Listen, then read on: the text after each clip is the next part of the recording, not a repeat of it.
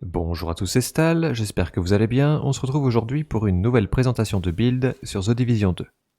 Mais attention les amis, pas n'importe quel build, puisqu'il s'agit d'un build PVP spécialement conçu pour vous lancer dans le mode conflit. Si vous êtes débutant ou vétéran de The Division 2, je vous invite fortement à tester le mode conflit. Le niveau de récompense et d'XP qu'il apporte est juste énorme depuis la mise à jour TU20. Donc autant en profiter et changer un peu d'activité. Allez, je vous montre tout ça juste après l'intro. Let's go.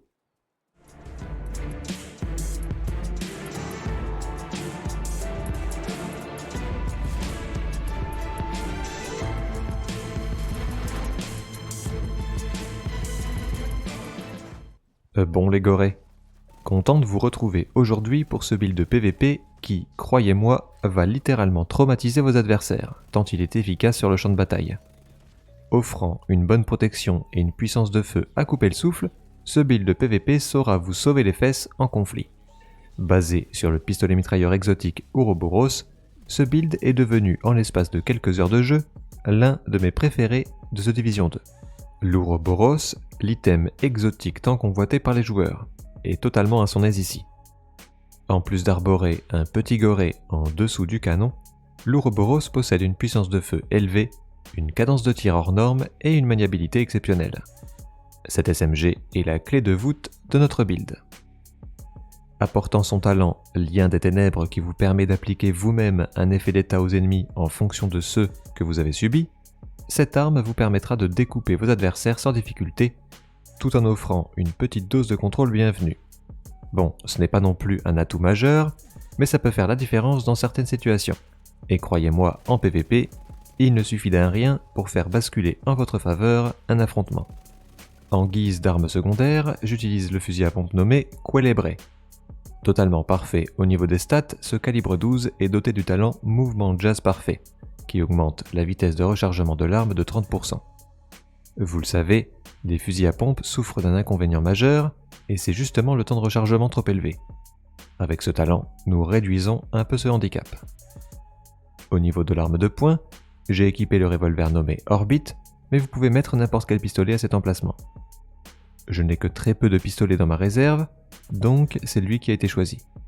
Il est très rare d'utiliser une arme de poing en conflit, surtout lorsque votre build n'est pas un build de pistolet.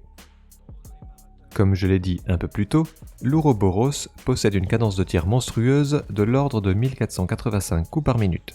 Autant vous dire que votre chargeur se vide à vitesse grand V. Je devais donc remédier à ça dans la construction de mon build de PVP. De plus, je voulais un build de conflit au pistolet mitrailleur qui fasse de bons dégâts aux ennemis. Je me suis donc creusé la tête et j'ai trouvé la combinaison parfaite. Vous allez voir. Commençons par la pièce autour de laquelle tout le build gravite. J'ai nommé le sac à dos exotique Ninja Bike. Véritable couteau suisse, il possède un talent unique qui fait de lui un item incontournable dans The Division 2, aussi bien dans la création de builds de PvE que de builds de PvP. J'ai nommé le talent des brouillardises.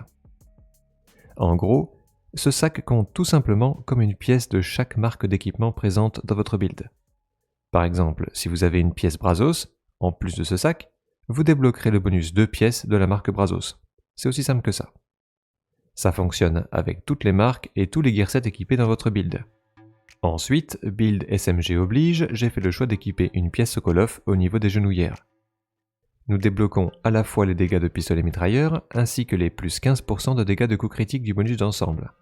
Tout ça grâce à notre sac à dos. La pièce est totalement offensive et m'apporte du maniement d'armes. Cette stat me permet d'augmenter la maniabilité de mon arme principale et surtout sa vitesse de rechargement, ce qui est non négligeable en PVP. Plus vite vous rechargez, plus vite vous êtes apte au combat. Gardez bien ça en tête les amis. Comme je l'ai dit, notre arme se vide rapidement à cause de sa cadence de tir élevée. Il me fallait donc plus de munitions dans mon chargeur. J'ai donc fait le choix d'équiper 2 pièces Brazos. Grâce au talent de notre sac à dos, ça revient à débloquer l'intégralité du bonus d'ensemble. Je débloque ainsi les plus 50% de taille du chargeur. Comme vous le voyez à l'écran, j'ai opté pour le holster de Picaro, notamment pour le fait de pouvoir coupler les plus 15% de dégâts d'armes présents en attribut secondaire avec de la protection totale. C'est l'une des meilleures pièces que vous pouvez équiper ici, donc surtout tâchez de bien l'intégrer à votre build. La seconde pièce Brazos, c'est le masque, lui aussi totalement parfait. Quoi qu'on en dise, la protection est vraiment utile en PvP car elle vous permet de ne pas mourir en une fraction de seconde. Donc autant en avoir en bonne quantité. Les attributs secondaires sont classiques, de la proba et des dégâts critiques. L'optique est d'arriver au cap des 60% de proba sans les dépasser, faute de quoi les petits pourcents supplémentaires seraient perdus. Nous arrivons maintenant aux deux dernières pièces de ce build de PvP Ouroboros TU20. Étant donné que la taille du chargeur de notre arme est bonne, il nous faut désormais rajouter de la puissance à nos tirs. Et figurez-vous les amis qu'une marque récemment introduite sur The Division 2 nous donne la possibilité de débloquer pas moins de 30% de dégâts de pistolet mitrailleur, lorsque l'on en équipe 3 pièces. Et oui les amis, j'ai bien entendu parler de la marque électrique. J'ai, dans un premier temps, équipé les gants, totalement parfaits et qui m'apportent exactement ce dont j'ai besoin dans ce build. Petite particularité, vous devrez recalibrer l'attribut principal en protection pour gagner en résistance. Il sera donc nécessaire de trouver une pièce possédant déjà les deux attributs secondaires présents à l'écran pour être libre de le faire. Dans un second temps, j'ai opté pour le torse nommé Henry. Attention, lui aussi sera plus difficile à obtenir car comme vous le voyez, il est totalement offensif. J'ai changé l'attribut principal en mettant des dégâts d'armes, donc comme pour les gants, vous devrez trouver exactement les bonnes stats afin de pouvoir réaliser ce changement. Ce torse est doté du talent Compagnon Parfait, qui augmente le total de nos dégâts d'armes de 20% lorsque l'on se trouve à moins de 10 mètres d'un allié ou d'un objet de compétence. Talent puissant et simple à activer. Ça tombe bien, en conflit, nous sommes très souvent proches d'un allié. Et si tel n'était pas le cas, nous pourrions déployer notre première compétence, à savoir le drone défenseur. Cette compétence vous suit partout et tente de faire dévier les projectiles ennemis grâce à son petit émetteur à micro-ondes. Il réduira ainsi vos dégâts en PvP, mais ne vous attendez pas non plus à survivre grâce à lui. Il est là en cas d'urgence et surtout pour activer le talent de votre torse. Seconde compétence de notre build de PvP sur The Division 2, j'ai bien entendu parler de l'impulsion brouilleur, qui vous permettra de désactiver des dispositifs électroniques ennemis. Notez bien également que grâce au sac à dos exotique, à la spécialisation technicien et au bonus de marque du holster, nous atteignons 3 tiers de compétences, chose très importante en PvP, car depuis la mise à jour TU17, l'impulsion brouilleur n'affecte plus que les compétences ennemies possédant jusqu'à 3 niveaux de plus qu'elle. Donc pour faire simple, une impulsion au skill tier 3 pourra désactiver une compétence en tier 6. Ainsi, nous pouvons mettre des bâtons dans les roues à tous les joueurs compétences en PvP, y compris ceux utilisant des drones défenseurs.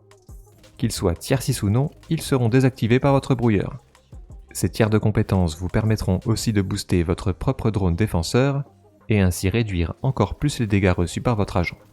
Alors les gorés, que pensez-vous de ce tout nouveau build de PvP sur The Division 2 ? Êtes-vous prêt à aller en conflit pour le tester ? Avez-vous déjà toutes les pièces dans votre inventaire ? Dites-le moi en commentaire et je me ferai un plaisir de vous répondre comme d'habitude. Si cette vidéo vous a plu, vous savez quoi faire les amis. De plus, si vous voulez avoir accès à des vidéos totalement inédites, notamment des builds sauce facochef, vous pouvez cliquer sur le bouton rejoindre et devenir membre. Cette action soutient directement mon travail, donc merci à ceux qui le feront. Sur ce, je vous laisse et vous donne rendez-vous très vite pour de nouvelles vidéos et surtout de nouveaux builds sur The Division 2. En attendant, vous le savez, portez-vous bien. Ciao.